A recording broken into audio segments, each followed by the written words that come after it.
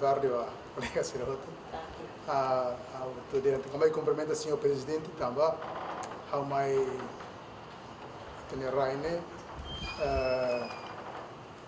lá espera também assunto pessoal de how my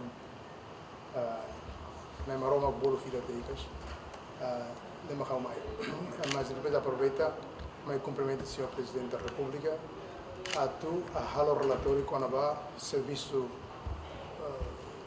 missão permanente Timor-Leste das Nações Unidas nível halo durante Tina Idane tomamos relatório com a nível de alcanços nível maca e tem missão halo onde eleva Timor-Leste minha profile internacionalmente de ONU durante a minha aposta e ponto todo primeiro com a visibilidade segundo credibilidade e terceiro ser respeitado e as Nações Unidas e nível de trabalho no Magampalo sempre que alcance alcance do dia que temos e muitos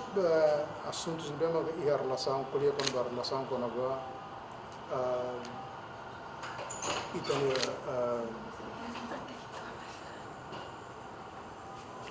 a preparação para High Level Political Week que vai ser halo setembro mais. Para além disso, a gente colhemos com a situação política internacional, acontece no Médio Oriente, entre nação síria e o Médio Oriente, há muito com nação síria, nação boa da América, a terceiro, nós precisamos Timor-Leste é esse país que com ainda o ensino bem posiciona perante forças internacionais e posição sendo que está rola nesse membro das Nações Unidas para respeitar a fatem UN Charter, convenções internacionais, resoluções internacionais, como os valores e princípios democráticos no meio da comunidade.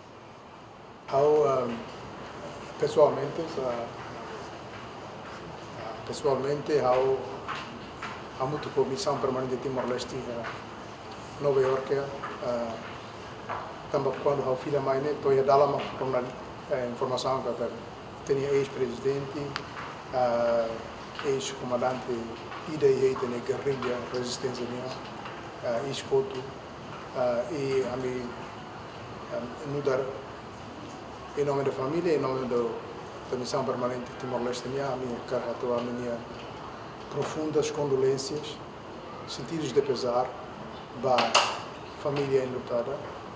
e resta na fatem para manter bem reclamar bem tão fatem dia que a Neymaroma vem Kaduna centro e